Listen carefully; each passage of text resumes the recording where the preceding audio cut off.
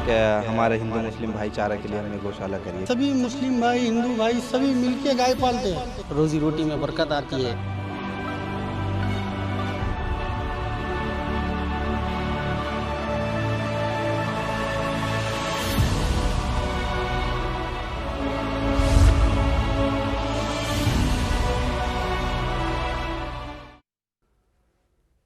आदाब नाजरीन, मैं हूं आपका मेजबान अबू हुरैरा और आप देख रहे हैं हमारी खास पेशकश। हाल के कुछ दिनों में नाम निहाद गौरक्षकों की वजह से मुल्क का माहौल खराब हुआ है। यहां तक कि गौरक्षा के नाम पर कई जानें भी ली गई हैं। गुजरात के ऊना में दलितों की पिटाई हो, हरियाणा में मुस्लिम ताजिरों के गोबर खिलाने का मामला हो, या फिर झारखंड में जानवरों के ताजिर का कत्ल, और हाल ही में अहमदाबाद में गौरक्षा के नाम पर अयूब को मार मारकर अधमरा कर दिया गया, जिसकी मौत एक अस्पताल में हुई। अब सवाल यह उठता है कि इन गौरक्षकों को कानून हाथ में लेने का हक किसने दिया? अगर ये जुल्म कर रहे हैं तो पुलिस क्या कर रही है? यहां तक कि एक कसाई की उबूरी जमानत की अर्जी पर गुजरात हाई कोर्ट ने गौरक्षकों के खिलाफ गुस्से का इजहार किया और सवाल किया कि गौरक्षकों को गाय का गोश्त जब्त करने का किसने हक दिया है? हाईकोर्ट की जानिब से किया गया यह सवाल, किया गया यह रिमार्क इन मुल्क के लोग जानना चाहते हैं कि कानून को हाथ में लेने का हक इन नाम निहाद गौरक्षकों को आखिर किसने दिया है, और हुकूमत क्यों नहीं इन पर सख्ती से कार्रवाई करती है। पूरे इसी इशू पर बात करेंगे और हमारे साथ तीन खास मेहमान इस पूरे इशू पर बातचीत करने के लिए जुड़ गए। बहुत जल्दी अपने मेहमानों का हम आपसे तारुफ करा दें। हमारे साथ आशु मोंगिया जी, जो कि कौमी सदर हैं राष्ट्रीय गौरक्षा सेना के, आप हमारे साथ दिल्ली से जुड़े हुए हैं। इसके अलावा मौलाना मोहम्मद इकबाल कादरी साहब दर्जा हासिल वजीर हैं और मुस्लिम इंटेलेक्चुअल हैं, आप भी हमारे साथ जुड़े हुए हैं। इसके अलावा हमारे नुमाइंदे शुएब रजा भी दिल्ली विजय चौक से हमारे साथ इस पूरे इशू पर बातचीत करने के लिए जुड़े हुए हैं। आशु मोंगिया जी, शुरुआत आपसे ही करना चाहेंगे कि गौरक्षा के नाम पर अगर पूरे मुल्क में आप देख लीजिए तो एक खौफ का माहौल है, ऊना से लेकर राजस्थान और राजस्थान से लेकर गुजरात, क्या हो रहा है ये सब? आशु जी। पहली बात तो ये है कि आपने जो कार्यक्रम का नाम रखा है गौरक्षक या भक्षक, वो नाम ही गलत है, क्योंकि भक्षक गौरक्षक नहीं है।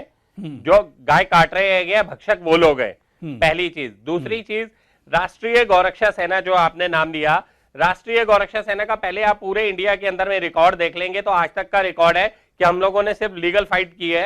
हम लोगों ने कहीं मारपीट वाला काम या कहीं भी इस तरह का कोई हमारे नाम पर या हमने आज तक नहीं किया। हाँ, दूसरी चीज ये है कि अगर जो लोग काम कर रहे हैं ये मारपीट वाला, क्योंकि मेरे भारत के संविधान ने मुझे या किसी को भी ये अधिकार नहीं दिया हुआ कि हम लोग किसी से मारपीट करें या कुछ करें।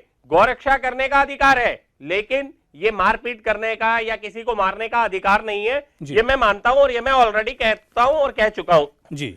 तीसरी चीज, ये जो सजा देने का काम है वो न्यायालय का है। न्यायालय पे छोड़ना चाहिए कि सामने वाला दोषी है या नहीं है। आपका काम है आपके जो एक्ट बने हुए हैं उनका इम्प्लीमेंटेशन करवाना, आप एक्ट का इम्प्लीमेंटेशन कराओ, लेकिन मारपीट का जो काम हुआ है वो गलत है, उसकी मैं निंदा करता हूं। ठीक है आशु जी, आपने कहा कि गौरक्षा सेना ये नहीं कर रही, लेकिन ये कौन लोग हैं जो इस तरह का माहौल बनाए हुए, पूरे मुल्क में खौफ का माहौल बना हुआ है?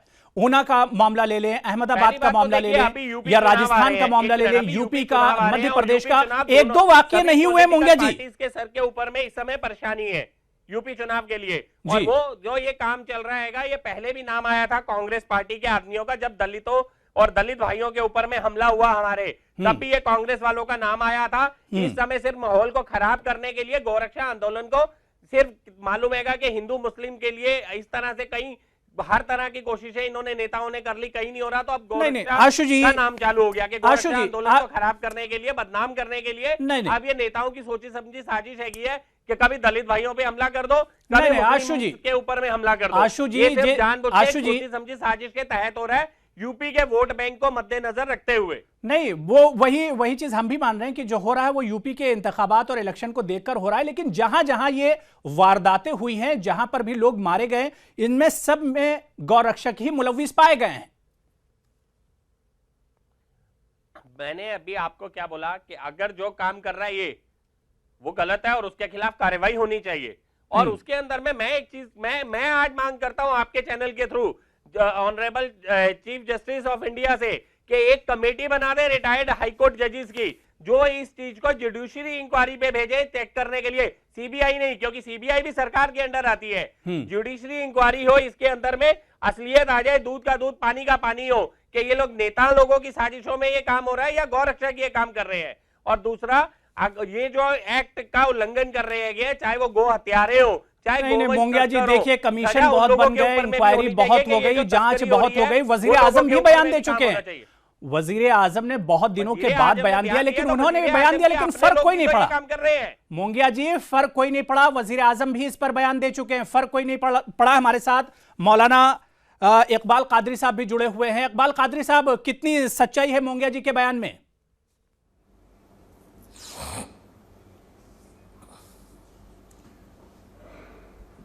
मोंगिया जी हमारे जो है, उन्होंने एक बात बड़ी ठीक कही लास्ट वाली, कि कानून को किसी को ये अख्तियार नहीं है कि वो अपने हाथ में ले, और कानून जो है तो बहरहाल अपना काम करे। मगर साथ ही साथ ये बड़ी अफसोस की बात है कि इंसानियत के नाते पर आज दलित को देखिए, जो जानवर मर जाता था उसको जो है तो वो कम से कम उठाकर बाहर जंगलों में ले जाके साफ़ करके, तो उसकी कम से कम उसकी सड़न से, बदबू से, बीमारियों से बहुत लोग सब निजात पाते थे। और आज हम लोग जो है तो उनको भी मार रहे हैं। अगर कोई इस किस्म की हरकतें करता है तो ये बिल्कुल इंसानियत से गिरी हुई बहुत चीज़ है कि अब उनका एक पेशा भी है, पेशा के साथ साथ एक सफाई सुथराई का भी काम है, तो उन्होंने जो है तो मुकम्मल तौर पर उनको भी मारना शुरू कर दिया। आज औरतें जो है तो अगर कोई कहीं से बाजार से गोश्त लेकर चली आती हैं पॉलीथीन में, ये नहीं देखा जा रहा है कि वो किस चीज़ का है, और उनको भी पीटा जा रहा है। इकबाल साहब, मोंगिया जी का कहना है कि गौरक्षक इसमें कुछ नहीं कर रहे हैं, और आपके देश के लिए बड़ी खराब है। इकबाल साहब, मोंगिया जी का बिल्कुल वो साफ इनकार कर रहे हैं कि गौरक्षक इसमें नहीं कर रहे हैं। सवाल ये उठता है कि ये कर कौन रहा है, मुल्क का माहौल खराब कौन कर रहा है? मैं कहता हूं कि मौर्य जी को देखना चाहिए कि गौरक्षक के सिलसिले में तो हमारे प्राइम मिनिस्टर ने बहुत पहले ही साफ कर दिया था कि उनके नाम पर बहुत से लोग जो है तो गलत तौर पर काम कर रहे हैं। तो ये तो कुछ कहने की बात ही नहीं है। तो फिर और कौन है जो ये सब काम कर रहे हैं? कर तो वही रहे हैं, चाहे वो अपना नाम बदला हो या उन्होंने अपने उसको बदल लिया हो मॉडल को। लेकिन ये तो प्राइम मिनिस्टर जी ने भी कह दिया है कि गौरक्षक के नाम पर जो लोग इस किस्म का काम कर रहे हैं वो गौरक्षक नहीं हैं जी। तो हमें कम से कम इसका लिहाज रखना चाहिए जी। और कि जो बातें हो रही हैं, आशु मलिक जी ने, आशु माफ किया, आशु मोंगिया जी ने कहा मार देता है। ठीक है मौलाना, आशु मोंगिया जी ने कहा कि इस पूरे इशू को लेकर सियासत भी हो रही है। यूपी के चुनाव नजदीक हैं, पंजाब के चुनाव नजदीक हैं, ऐसे में इस पूरे इशू को लेकर सियासत की जा रही है। यूपी चुनाव और आगे आने दीजिए, देखिए राजनीति पार्टियों का हाल क्या होगा।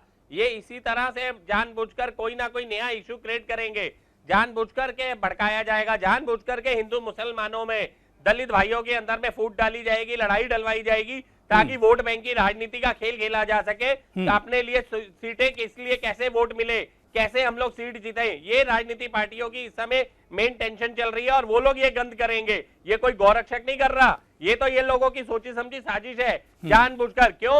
इससे इनके दो फायदे हो रहे हैं। एक तो गोरक्षा आंदोलन को दबा दिया जाए, ना कोई राष्ट्रीय कानून मांगने की बात करेगा, ना कोई गोरक्षा के लिए बात करेगा। इस तरफ से इनको भी टारगेट पे ले लिया जाए और दूसरी तरफ दलितों को या चाहे मुसलमानों को आपस में मार पीट कर इस तरह से लड़ा जड़ा के अपने लिए वोट बैंक, अपना वोट बैंक पक्का कर लिया जाए। ये इन लोगों की नेताओं की साजिश है। बिल्कुल ठीक है, इस तरह का पूरा सोच के समझ के बिल्कुल। आशु मोंगिया जी आते हैं आपके पास, दोबारा से हम आएंगे। हम दिल्ली रुक करेंगे, विजय चौक से हमारे नुमाइंदे शुएब रजा हमारे साथ जुड़े हुए, क्योंकि हालिया दिनों में अगर देखा जाए बकरीद के मौके पर दिल्ली में भी इस तरह का मामला, पिटाई का एक मामला सामने आया था। शुएब रजा, दिल्ली में हालिया दिनों इस तरह का मामला सामने आता है। एक पूरे मुल्क में अगर देखा जाए तो गौरक्षा के नाम पर एक खौफ का माहौल बना हुआ है। मरकजी सरकार की यकीन दहानी भी वज़ीर आज़म नरेंद्र मोदी ने यकीन दहानी कराई और बहुत दिनों के बाद बयान दिया, लेकिन इस पर सख्त बयान दिया। उसके बाद भी किसी तरह की लगाम इस तरह के वाकयात पर नहीं लगी। शुएब रजा, देखिए, जाहिर सी बात है कि अबू हुरैरा इस पूरे मामले को हम देखते हैं तो ये कोई जब वज़ीर आज़म ने बयान दिया तब ये मामले नहीं हुए थे, बल्कि उससे काफ़ी लंबे वक्त से इस तरह के जो मामले हैं वो लगातार होते आए हैं। जाहिर सी बात है कि अब सिर्फ बयान देने की जरूरत नहीं, बल्कि अब एक्शन में भी आने की जरूरत है और जो कसूरवार हैं उनके खिलाफ सख्त कदम उठाने की जरूरत है। बहुत बहुत शुक्रिया शुएब हमारे साथ इस इशू पर जुड़ने के लिए। दो खास मेहमान लगातार हमारे साथ जुड़े हुए हैं, आशु मोंगिया जी और इकबाल कादरी जी। छोटा सा ब्रेक लेंगे, फौरन इसी इशू पर लौट कर आते हैं।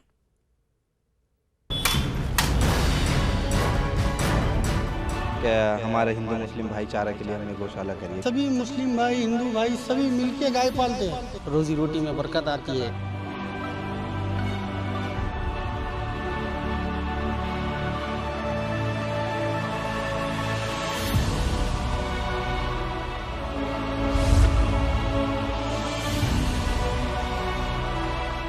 तो आप देख रहे हैं हमारी खास पेशकश गौरक्षक नहीं भक्षक।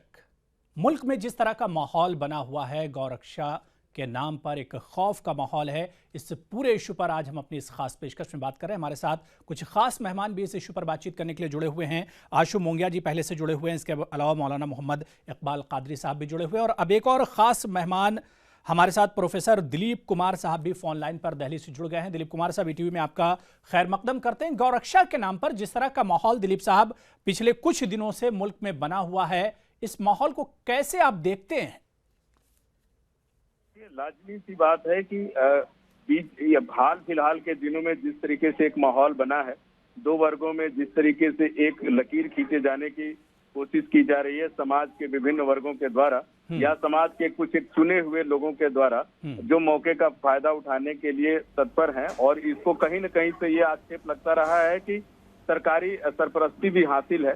लेकिन एक बार जब प्रधानमंत्री के ये कह देने पर और ये क्लियर कर देने पर कि इसके नाम पे लोग अपनी दुकान चला रहे हैं, ये साफ हो जाता है कि सरकार का इंटेंशन ये ऐसा नहीं है और सरकार ऐसा नहीं चाहती। लेकिन ये जरूर एक क्वेश्चन उठता है कि अगर सरकार ऐसा नहीं चाहती तो इस तरीके के जो नुमाइंदे हैं या इस तरीके के वर्गों के जो नुमाइंदे करने वाले लोग हैं, आखिर वो किस तरीके से एक्टिव हैं और अगर वो एक्टिव हैं तो क्या सरकार उनके खिलाफ कोई एक्शन ले रही है? अगर एक ऐसा सरकार एक्शन लेते हुए दिखाई दे ताकि एक मैसेज जाए, तो स्वाभाविक है कि इन सब चीजों पर कहीं न कहीं लगाम लगाया जा सकता है। लेकिन कहीं न कहीं एक ये परसेप्शन डेवलप होता जा रहा है कि सरकार इन सब जो कांड हैं, या चाहे वो कभी दलित के नाम पर हो या मुस्लिम के नाम पे हो, इस तरह की जो घटनाएं हो रही हैं, सरकार ये मैसेज देने में कामयाब नहीं दिख रही है, जिसके कारण इनका मनोबल और बढ़ता जा रहा है। यदि हमारे देश के प्रधानमंत्री सच में इसके प्रति चिंतित हैं कि समाज हमारा अटूट बना रहे, कोई डर और भय के साए में न जिए, सभी प्यार मोहब्बत से जिए और एक साथ जिए, सबका साथ सबका विकास वाला कंसेप्ट अगर सच में दिखाई देता है, तो क्या ये हमें नहीं मान लेना चाहिए कि एक ऐसा मैसेज जाना चाहिए सरकार की तरफ से समाज में, ताकि सभी लोग संतुष्ट होकर के एक समरसता के साथ एक साथ जीते हुए दिखाई दें। तो कहीं कहीं निगेटिव एक परसेप्शन दिखाई दे रहा है, जिस पर काम करने की एक एक्सपर्ट होने के नाते हमें लगता है कि अभी जरूरत है, एक मैसेज देने की इन सेक्शन में जरूरत है, ताकि ये लोग इस तरह के हत्या। मुझे ये बताइए, गो हत्या आपको मंजूर है? नहीं, बिल्कुल मंजूर नहीं है। गो हत्या के खिलाफ आप क्या बोलेंगे कि गो हत्या, गोवंश तस्करी जो हो रही है, जो कानून का उल्लंघन कर रहे हैं लोग, उनके लिए आप क्या कहेंगे? वो लोग सही है? नहीं, मैं ये कह रहा हूँ कि किसी भी जानवर के लिए जो भारतीय संविधान में रूल एंड रेगुलेशन है, उसके तहत कार्य होना चाहिए। मैं मानता हूँ कि गौ हत्या नहीं होनी चाहिए, लेकिन मैं साथ में ये भी मानता हूँ कि जिस तरीके से उसके लिए एक सोल्यूशन लिया जा रहा है कि चलते हुए किसी आदमी को पीट दिया जाए बिना ये जांच परखे, बिना ये जांचे परखे कि कोई किसी तरीके से। मैं एक दूसरी चीज लेता हूँ, चलिए एक चीज बताइए, जो लोग पकड़े गए, जो लोगों ने, जिन्होंने भी मारा XYZ, मुझे एक चीज बताइए कि उन लोगों ने मारा अगर किसी को तो कैसे मारा? इल्लीगल काम करने पे, गो हत्या, गो मास, या क्या कहते हैं गोवंश तस्करी करते हुए। क्यों सरकार फेल हुई? एक मिनट, सरकार फेल हुई। सरकार स्टेट जो भी है, जो आपने सरकार जो अपना संविधान है, संविधान के अनुच्छेद अपना आर्टिकल 48 के हिसाब से स्टेट्स की ड्यूटी थी, लेकिन स्टेट्स ने काम नहीं किया। स्टेट्स ने काम नहीं किया, वही पुलिस ने काम नहीं किया। अगर वहां पर अपना कर्तव्य निभाने के लिए आर्टिकल 51 के हिसाब से कोई गौरक्षक रोड पर आके पकड़ लेता है गाड़ियां, आप मुझे ये बताइए, अगर आपकी माँ की हत्या आपके सामने में कर दी जाए या आपकी माँ का मांस अगर कोई लेके जा रहा हो तो आप उस समय क्या करेंगे? अगर किसी ने पकड़ के मारपीट की भी, महोदय, तो एक्ट का पहले तो उल्लंघन वो लोग कर रहे हैं जिन्होंने गो हत्या की है, जो गो तस्करी कर रहे हैं, एक्ट का उल्लंघन वो लोग कर रहे हैं। मुंगिया जी सुन लीजिए, दिलीप जी को होनी चाहिए। मुंगिया जी सुन लीजिए, दिलीप जी का जवाब भी सुन लीजिए। मेरी बात सुनिए, या तो आप तथ्यों को तोड़ मरोड़ के पेश कर रहे हैं या आप समझना नहीं चाहते हैं वस्तु स्थिति को। मैं ये कहीं नहीं, कतई नहीं कह रहा हूं कि इस तरह की घटनाओं को बढ़ावा देना चाहिए या इस तरह की घटनाएं होनी चाहिए, लेकिन ये मैं जरूर मान रहा हूं कि इस तरीके से क्या संविधान अगर काम नहीं कर रहा है तो संविधान को ठीक करने का, दुरुस्त करने का ठेकेदारी आपके समाज ने ले रखा है, या देश को चलाने के नए तरीके से उन्होंने क्या एक पैरवी कर रखी है? क्या आप उन चीजों को अपने ढंग से चलाने की ये मानते हैं कि आप संविधान में विश्वास नहीं करते? क्या संविधान की आत्मा आप दूसरे ढंग से? बिल्कुल बिल्कुल, माफ कीजिए, आशु मुंगिया जी सवाल ये उठता है, आशु मुंगिया जी माफ कीजिए, इस तरीके की चीजों को आप थोड़ा सा एक पेशेंस भी रखें कि दूसरों को सुन सके, जैसे मैं आपको सुन रहा था। और दूसरी बात ये कि कभी कभी हमें जरूर ये लगता है कि ये चीजें बिगड़ रही है। क्या ये अभी बिगड़नी स्टार्ट हुई है? देश 47 में आजाद होने के बाद ये चीजें कभी बिगड़ी नहीं? क्या देश में लोग समरसता के साथ नहीं रहते? क्या ये कहना चाहते हैं, क्या विश्व को मैसेज देना चाहते हैं कि भारत में जो अब तक होता रहा है वो सब गलत है? भारत के लोग अब संविधान में विश्वास नहीं करते, कानून देश में नहीं है, ये आप तय करना चाहते हैं? अगर ये आप तय करना चाहते हैं तो इस सोच को आपको बहुत बहुत मुबारकबाद। हम इस सोच के साथ नहीं थे। आप एक चीज बता दीजिए आप। ठीक है आशु मलिक जी, सुप्रीम कोर्ट की आशु मलिक जी मेरा सवाल सुन लीजिए। आशु मलिक जी, स्टेट ऑफ बिहार, दूसरी आशु मुंगिया जी, स्टेट ऑफ वेस्ट बंगाल, आशु मुंगिया जी के अंदर में बकरी पर गाय आशु मुंगिया जी सुन लीजिए। आशु मुंगिया जी, सवाल ये उठता है कि आजादी के बाद से मुल्क का माहौल ठीक ठाक रहता है, 2012 के बाद ही ये माहौल क्यों खराब होता है? इस तरह का माहौल मुल्क में क्यों बनता है? उनके खिलाफ कार्रवाई क्यों नहीं? वहां क्यों सरकारें चुप है? मैं केंद्र सरकार पे भी कहता हूं, केंद्र सरकार ऐसे लोगों के खिलाफ क्यों चुप है?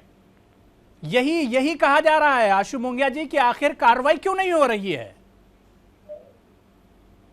और मैं तो कहता हूं कार्रवाई सरकारें करें, अपना फर्ज निभाएं, अपना काम करे सरकारें, पुलिस अपना काम करे। क्या जरूरत है किसी को भी गोरक्षक को रोड पे उतर के आने की, अगर काम अच्छे ढंग से हो? यहाँ तो फेलियर है पुलिस का, यहाँ फेलियर है सरकारों का कि सरकारें काम नहीं कर रही वोट बैंक के लिए। इकबाल कादरी साहब भाषण दे दो बड़े बड़े गौ माता के नाम पर, ठीक है मुंगिया जी, गोरक्षा नहीं करनी, ये तो सरकारों का काम है। ठीक है मुंगिया जी। इकबाल कादरी साहब, सरकारें क्यों खामोश हैं? जब इतना कुछ हो रहा है तो मरकजी सरकार से लेकर चाहे वो यूपी की सरकार हो, क्योंकि दादरी से मामला शुरू हुआ था, चाहे यूपी की सरकार की बात कर लें, राजस्थान, हरियाणा, मध्य प्रदेश, कहीं की भी सरकारें क्यों खामोश हैं?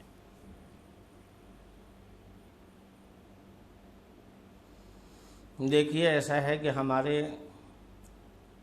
उत्तर प्रदेश के मुख्यमंत्री अखिलेश यादव साहब ने उस वक्त से लेकर अब तक इस मामले में मुकम्मल तौर पर कहा कि इसके लिए हम बहुत ही सख्त हैं, कानून बनना चाहिए, अगर कोई और कानून बनता है और ये काम बिल्कुल ही नहीं होना चाहिए।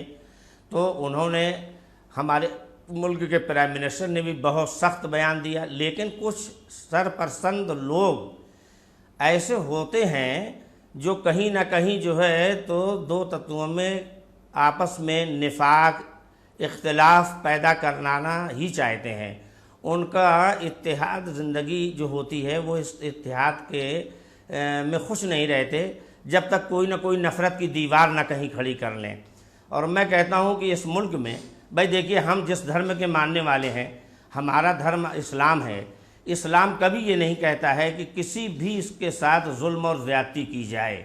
जब हम जुल्म और ज़्यादती के ख़िलाफ़ हैं, इस्लाम कहता है कि पड़ोस में कोई भूखा हो तो उसको पहले खिलाओ, बाद में खुद खाओ। ठीक है, रास्ते में कोई पत्थर पड़ा हो तो उसे हटा दो ताकि किसी को ठोकर ना लग जाए, चोट ना आ जाए। बिल्कुल बिल्कुल इकबाल कादरी साहब, लेकिन अगर आपकी ही सरकार की हम बात कर ले, जब दादरी में मामला हुआ तो सरकार ने सख्त कदम तो नहीं उठाया, 3-3, 4-4 बार जांचें हुई और हर बार जांच अलग निकलती है। सरकार कैसे एक्शन में है? नहीं, सरकार ने बहुत सख्त कदम उठाया और आप देखें उसकी जिस तरीके से जो है तो जांच कराई गई और उनका जो है तो बाज़ाब्ता मुआवजा दिया गया, सारी चीज़ें हैं आपके सामने मौजूद हैं। तो सरकार ने कोई कसर नहीं रखी। अब रहा सवाल ये कि देखिए कादरी साहब, मुसलमान, आप एक ये चीज बेफ बता का मामला है, दीजिए, आपके गौ यूपी के अंदर में रक्षा इतनी का मामला गोहत्या हो है। रही है, इतनी गोवंश तस्करी हो रही है, और आपके यहाँ पे गोहत्या बंदी कानून भी है। अखिलेश यादव ने उसके अंदर में गैंगस्टर एक्ट लगाने को भी बोला था, लेकिन आप मुझे बताइए क्या यूपी पुलिस क्या उसका इम्प्लीमेंट कर रही है कानून का?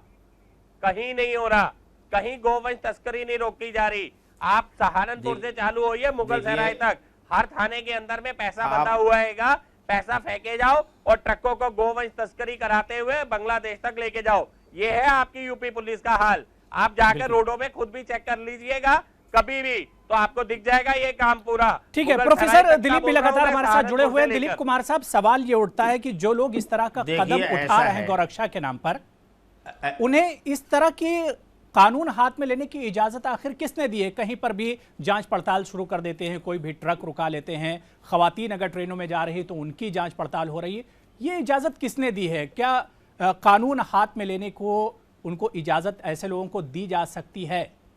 कैसे देखेंगे आप? कानूनन अगर देखी जाए तो इस तरह की इजाजत नहीं है जी। भारतीय संविधान के तहत इस तरह के किसी भी मापदंड में और किसी भी इस तरह के गतिविधि में अगर कोई लिप्त पाया जाता है तो उसके लिए सजा का प्रावधान है। हम जो इस विषय को समझते हैं, जो भारत के सांस्कृतिक और सामाजिक स्थिति को समझते हैं, इस बात के पैरविकार हैं कि इस तरह की घटनाओं को ज्यादा हमें बढ़ावा नहीं देना चाहिए और संविधान के तहत भी ये बातें हैं। ये हम नहीं कह रहे हैं कि हम अपने तरफ से कोई स्टेटमेंट हम दे रहे हैं जिसके वजह से जो हमारे दोस्त हैं मलिक साहब वो जिस तरीकों को तोड़ मरोड़ करके पेश कर रहे हैं, मैं ये नहीं कह रहा। मैं कह रहा हूँ समाज में समरसता अगर है और संविधान ने ऐसा प्रोविजन कर रखा है कि समरसता होनी चाहिए, तो इस तरह के अगर गतिविधियों को बढ़ावा दिया जाए तो कल समाज हमारा टूटते हुए नजर आएगा। हाँ, हम ये जरूर मानते हैं कि इस तरह की गौ हत्याएं नहीं होनी चाहिए। वो हमारे धार्मिक एक हमारे सेंटिमेंट की एक बहुत बड़ा भावना है, हम उसको एक धार्मिक दृष्टि से एक पूजनीय मानते हैं, लेकिन साथ में ये भी हम मानते हैं कि इंसानी जिंदगी इतनी सस्ती नहीं होनी चाहिए और दूसरे लोग तय न करें संविधान से हट करके कि हम जो डिसीजन लेंगे वही सही है, बाकी वो चीजें जो गलत है। मेरा एक सिंपल सा प्रश्न है, ये बोलता है कि अगर कोई इलीगल काम हो रहा है तो आशु मोंगिया जी रोकने की संविधान का आर्टिकल 26। आशु मोंगिया जी जरा सा सुन भी लीजिए। यही परेशानी है मोंगिया जी कि आप लोग को सुनने की आदत नहीं है। तार्किक व्यक्ति वही कहलाता है जो दूसरों के तर्कों को सुन करके और अपना तर्क बेहतर ढंग से पेश करे।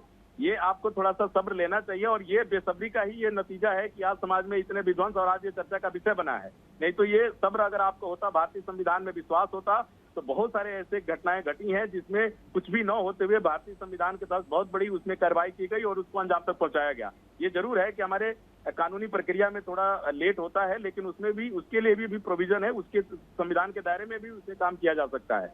लेकिन ये जरूर है कि समाज में समरसता बनाए रखने के लिए और भारतीय जो विभिन्नता है वो विभिन्नता में एकता की जो भावना बनाए रखने के लिए संविधान किसी भी तरीके से इस तरह की घटनाओं को इजाजत नहीं देता है। मेरा मानना है कि संवैधानिक प्रक्रिया के तहत जो भी कानूनी कार्रवाई की जा सकती है इन घटनाओं के तहत वो की जानी चाहिए और सरकार को एक मैसेज देना चाहिए कि इस तरीके के आर्टिकल 51 की बात कर रहा हूं मैं, संविधान के आर्टिकल 51 में मूल कर्तव्य जब आर्टिकल 48 के हिसाब से स्टेट फेल चल रही है, गोरक्षा नहीं कर रही है, पुलिस गोरक्षा नहीं कर रही है, तो भैया नागरिक आ रहे हैं, भारत के नागरिक है, अपना कर्तव्य निभा रहे हैं, रोड पर आ रहे हैं गो हत्या के खिलाफ, गोरक्षा के लिए। पढ़ना चाहिए नागिया जी, शायद आपको इस विषय पे ज्यादा बेहतर बहस कर पाएंगे। नहीं मोंगिया जी मुझे कोई प्रॉब्लम नहीं है, मैं आप सारा दिन बहस करना चाहे मैं कर सकता हूँ, मैं गौरक्षा के विषय पे ही बात कर रहा हूँ इस समय। लेकिन आप लोग जो बोलते हैं कि अधिकार नहीं है, मैंने कल भी एक मोंगिया जी हाईकोर्ट संविधान में कहीं नहीं बताया गया है कि आप चलते फिरते लोगों को परेशान करें। पॉइंट के ऊपर में लीगल पॉइंट के ऊपर में हम लोग जाएंगे हाईकोर्ट। मोंगिया जी सवाल ये उठता है कि संविधान में ये नहीं बताया गया ना कि आप गौरक्षा के नाम पर कुछ भी करें, मुल्क का माहौल खराब करें। आप मुझे ये बताइए, संविधान में ये भी नहीं कहा गया कि आप कानून होते हुए भी गोहत्या करें? संविधान में कानून हाथ में लेने की बात नहीं कही गई है, किसी को कानून हाथ में लेने की इजाजत नहीं है। गाय की कुर्बानी करें सुप्रीम कोर्ट की जजमेंट के विरुद्ध में भी। आप मुझे ये भी बताइए, ये भी है कानून, ये भी कहां पे संविधान में लिखा गया है? क्या बकरी पे कुर्बानी कर सकते हैं? देखिए जो माहौल खराब करेगा कानून उसके खिलाफ काम करेगा, लेकिन सवाल ये उठता है, सरकारों की मंशा पर सवाल उठता है कि सरकारें खामोश क्यों हैं। दिल्ली चलेंगे, विजय चौक से हमारे नुमाइंदे शुएब रजा भी हमारे साथ जुड़े हुए हैं। दिलीप साहब, आपका बहुत बहुत शुक्रिया हमारे साथ जुड़ने के लिए। अब हम शुएब रजा आपके पास आना चाहेंगे कि मेवात हालिया दिनों आप गए और बकरीद से पहले ही एक तरह यहाँ पर माहौल बनाया गया, लोगों में एक बेचैनी और परेशानी देखी जा रही थी। बीफ जो बिरयानी बन रही थी उसे लेकर जांच चल रही थी। आप अभी मेवात से लौट कर आए, वहां के मौजूदा हालात की अगर हम बात करें, क्या कुछ आपने वहां पाया?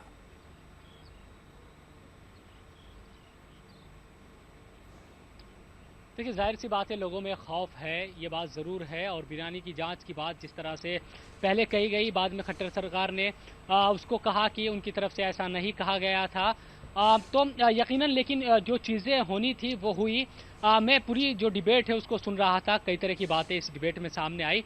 एक बात ये ज़रूर है कि इस तरह के मामले हुए हैं, ये बात सच है कि जब अगर बात की जाए तो इस तरह के मामले सामने आते रहे कि गाय की तस्करी हुई है या कई चीज़ें, लेकिन आप इसको जायज़ कतई नहीं ठहराया जा सकता कि किसी भी शहरी को आप इस तरह से बुरी तरह से मारे पीटे। और मुंगिया जी जिस तरह से बात कर रहे थे कि आइन में इस बात की इजाज़त है, तो मुझे नहीं लगता कि किसी भी तरह से इस बात को जायज़ ठहराया जा सकता है। इससे कहीं ना कहीं आप जो पुलिस है या फिर जो सरकार है या फिर जो संविधान है, आप उस पर भरोसा नहीं करते, या कानून पर आपको भरोसा नहीं है कि वो उनको सजा देगा। अगर इस तरह से जिस तरह से गांव के कत्ल के शक में लोगों से मारपीट की जाती है, तमाम जो दूसरी चीज़ है, चाहे भ्रष्टाचार का मामला हो, चाहे वो चोरी का मामला हो, और दूसरे जो क्राइम है उनकी बात की जाए, अगर उन क्राइम में भी इस तरह की जो चीज़ें हैं वो होने लगेगी, आवाम जो है वो किसी भी मुजरिम को खुद सजा देने लगेगी, तो यकीनन उससे मुल्क नहीं चल पाएगा और ना ही आइन इसकी इजाज़त देता। ये बात ज़रूर है कि हाँ, आवाम मदद कर सकती है पुलिस की, और वो करती है अगर किसी भी मसले में ये लगता है कि यहाँ मदद की ज़रूरत है और कहीं गलत हो रहा है। लेकिन कानून को अपने हाथ में ले, इस बात की इजाज़त शायद ना तो कोई संविधान देता है, ना ही हमारे मुल्क का संविधान इस बात की इजाज़त देता है। पुलिस भी सक्षम है, हाँ ये बात ज़रूर है कि पुलिस लापरवाही करती है कई मामलों में, लेकिन ये बात है कि अगर सरकार सख्ती बरते, पुलिस सख्ती बरते, तो तमाम जो मामले हैं उनको सुलझाया जा सकता है। जहाँ तक अगर बात की जाए माहौल की, तो ये बात सच है कि मुल्क का माहौल पिछले 1-2 सालों में इस तरह का बना है, जब ऐसे लोगों की कहीं ना कहीं उनका जो हौसला है वो बढ़ा है, जो लोगों के साथ मारपीट हुई है या इस तरह के जो वाक़े हुए हैं गांव के कत्ल के शक में लोगों के साथ मारपीट हुई है, और ये हौसला इसीलिए भी बढ़ा है क्योंकि जो हुकूमत की तरफ से संजीदगी के साथ एक कोशिश होनी चाहिए थी एक्शन की, वो संजीदगी के साथ नहीं हुई। अगर एक्शन होता तो यकीनन नतीजे कुछ और होते। एक बात ये भी यहाँ पर समझने बिल्कुल जाहिर सी बात है कि अगर सरकार एक्शन में होती या कदम उठाती इस तरह के मामलात पर, तो शायद सूरत हाल इस तरह की न होती। आशु मोंगिया जी, सवाल ये उठता है कि अगर गौ रक्षा के नाम पर मुल्क का इस तरह का माहौल है, हल आप बताइए कि इस तरह के वाकयात कम से कम ना हो। गाय की रक्षा तो हम भी कहते हैं कि भाई गौ रक्षा होनी चाहिए, लेकिन इस तरह के वाकयात ना हो, हल बताइए।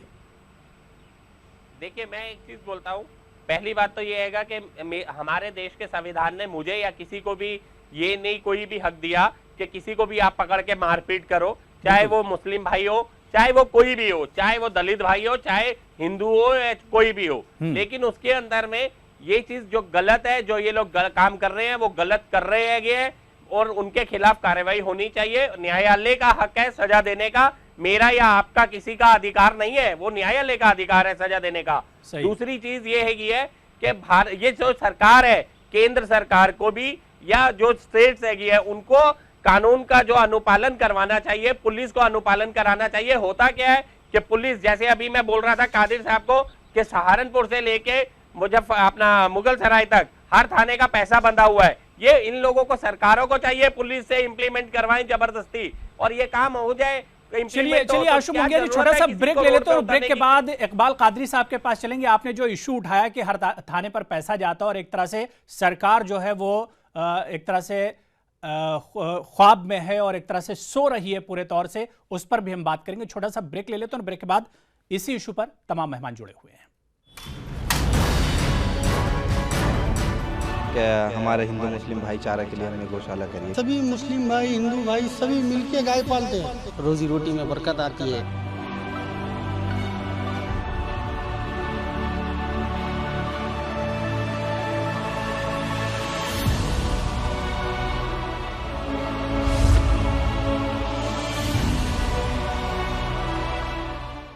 ब्रेक पर जाने से पहले आशु मोंगिया जी ने बड़ा इशू उठाया था। उन्होंने कहा कि सरकारों की मंशा ही असल में साफ नहीं है और जिस तरह सरकारें काम कर रही हैं इसी वजह से मुल्क का माहौल इस तरह से बना हुआ है। 3 खास मेहमान लगातार हमारे साथ जुड़े हुए हैं। शुएब रजा हैं, आशु मोंगिया जी और इकबाल कादरी साहब।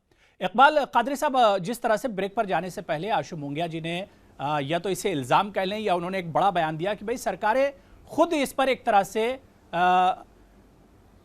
तैयार नहीं है या रेडी नहीं है, या फिर एक तरह से वो उनके सरकार में, उनके इक़्तिदार में जिस तरह से हो रहा है कि थानों पर पैसा जाता है और इसी वजह से इस तरह का ये पूरा माहौल है, वरना इस माहौल पर कदगन लगाया जा सकता है। आपका क्या कुछ कहना है कि वाकई में सरकारों की भी मिली भगत होती है?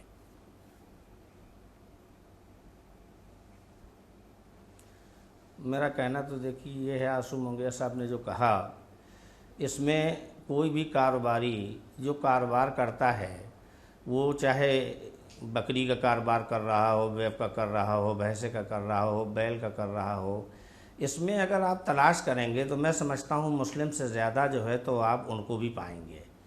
और अक्सरियत में एक बात, दूसरी ये कि आप पूरे प्रदेश में हमारे जायज़ा ले लें।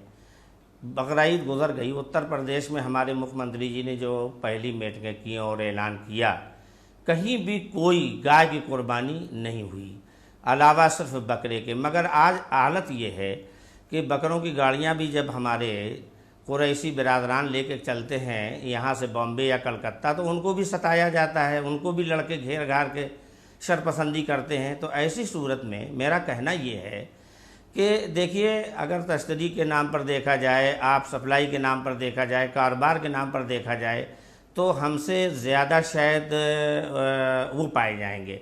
मगर सवाल ये नहीं है मुल्क कैसे चलेगा, कैसे तरक्की करेगा। सवाल ये है कि क्या ये कानून का राज चलेगा या सिर्फ जो है तो दिन दहाड़े जिसको चाहा, जहाँ चाहा, जिसको पकड़ के मार दिया, ये राज चलेगा। इस बात पर बात चल रही है। तो मेरा अपना कहना ये है कि इंसानियत ये नहीं है। इंसानियत ये है कि हमें अपने मुल्क से एक दूसरे से प्यार होना चाहिए, बिल्कुल एक दूसरे से मोहब्बत होना चाहिए। कोई गलत कर रहा है उसको गलत काम करने को रोकना चाहिए, कानून को हाथ में नहीं लेना चाहिए, और अगर कोई जुर्म कर रहा है तो उसको कानून के हवाले करना चाहिए ताकि उसको सही सज़ा मिल सके।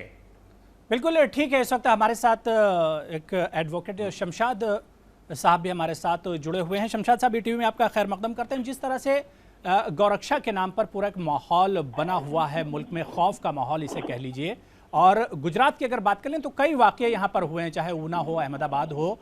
कानून क्या कुछ कहता है? जिस तरह का माहौल बना हुआ है, जिस तरह से लोग कानून हाथ में ले रहे हैं, शमशाद साहब आप क्योंकि कानून से जुड़े हुए हैं, तो कानून क्या कुछ कहता है? देखिए, कानून गौरक्षा के लिए भी बना हुआ है और कानून गौरक्षा के नाम पर जुल्म करने वालों के लिए भी बना हुआ है। बिल्कुल, कानून में दोनों के लिए जगह है। आज जो लोग गौरक्षा के नाम पर जुल्म कर रहे हैं, उनको भारत के संविधान पे अब शायद भरोसा नहीं रहा है। तो हमको सिर्फ गौरक्षक कहना नहीं, जो लोग गौरक्षा के नाम पर जुल्म कर रहे हैं, इनको भी हमको जिस तरह से हम देश में आतंक फैलाने वाले लोगों को आतंकवादी कहते हैं, ऐसे गौरक्षा के नाम पर जो लोग जुल्म कर रहे हैं उनको अब हमको आतंकवादी का टर्मिनेशन में कहना पड़ेगा, तभी ये डिबेट कंप्लीट होगा। ठीक है। आशु मोंगिया जी, आपका जवाब इस पे चाहिए। पहली बात तो जो बोला अभी वकील साहब ने, आतंकवादी। अब वकील साहब से मैं एक चीज पूछता हूं कि आज तक जितने आतंकवादी पकड़े गए, वकील साहब मुझे बता दिए उनका क्या हाल हुआ, उनका क्रीमेशन कैसे हुआ। पहली बात, किसी भी गौरक्षक का क्रीमेशन उस तरह नहीं हुआ जो आतंकवादियों का हुआ है आज तक। मैं इतने में ही वकील साहब को बोलता हूँ, डिटेल में मैं नहीं जा रहा। पहली बात। दूसरी बात, वकील साहब ने बोला कि संविधान के ऊपर विश्वास, संविधान के ऊपर में विश्वास है हमें, ये धर्म का मामला नहीं, हमें संविधान के ऊपर में विश्वास है। वकील साहब, धर्म का मामला है।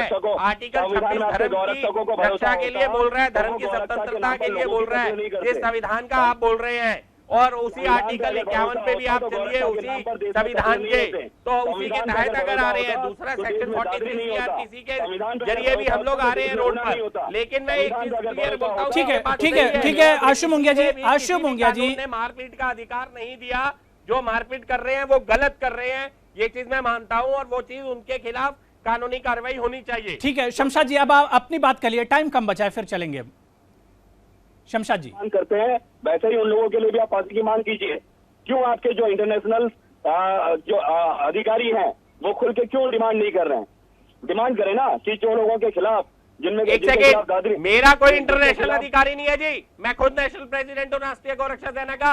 कोई इंटरनेशनल अधिकारी नहीं, ना मैं किसी संघ के नीचे, ना किसी आरएस के साथ हम लोग हैं। हम लोग अपना इंडिपेंडेंट है, हम लोग अपने तक है, हम अपनी बात कर सकते हैं, किसी दूसरे की बात करने का हमारा मतलब नहीं है। तो हम तो कह रहे हैं कि गौरक्षा के तहत जो जुल्म कर रहे हैं वो कहीं ना कहीं फांसीवादी संगठनों के साथ जुड़े हुए हैं। इन फांसीवादी संगठनों को, तमाम फांसीवादी संगठनों को तत्काल असर से प्रतिबंधित करना चाहिए, तभी देश में एक अमन और शांति का माहौल खड़ा होगा। क्या आशु मुंगिया जी, ऐसे जो भी तत्व हैं, जो भी अनासिर हैं, क्या वाकई उन पर पाबंदी लगाई जानी चाहिए? बिल्कुल, जो गाय के नाम पर दुकानदारी चला रखी है जिन्होंने, उनके ऊपर में लगे प्रतिबंध भारत सरकार लगाए मोदी जी, आगे बढ़े मोदी जी, उसके लिए होना चाहिए। अच्छा है, गौरक्षा होगी और पूरी ईमानदारी के साथ होगी अगर आए और इस तरह के फर्जीवाड़ों को रोके अगर मोदी जी। तो दूसरी बात, एक अखिलेश यादव ने एक्ट पास किया था जिसके अंदर गैंगस्टर एक्ट लगाना था यूपी में साथ, वो आज तक गृह मंत्रालय ने रोक रखा हुआ है अपने पास नहीं किया हुआ।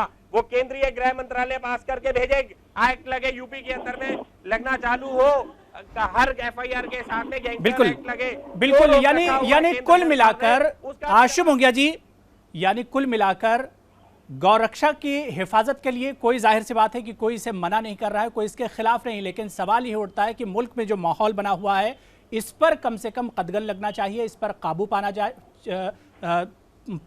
जाना चाहिए। और सवाल ये उठता है सरकारों की मंशा पर, इंतजामिया की मंशा पर, कि इस तरह के बार बार वाकयात होते हैं तो सरकारी या इंतजामिया सख्त कदम क्यों नहीं उठाती हैं। ये एक सवाल लगातार बना हुआ है हमारे, क्योंकि हमारे पास अब वक्त ज्यादा नहीं बचा हुआ। अपने तमाम मेहमानों का बहुत बहुत शुक्रिया अदा करना चाहेंगे। आशु मुंगिया जी आपका भी, शुएब रजा आपका भी, इकबाल कादरी साहब आपका भी, और शमशाद पठान साहब आपका भी हमारे साथ जुड़ने के लिए बहुत बहुत शुक्रिया। आदाब।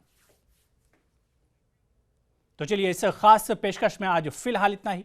आदाब।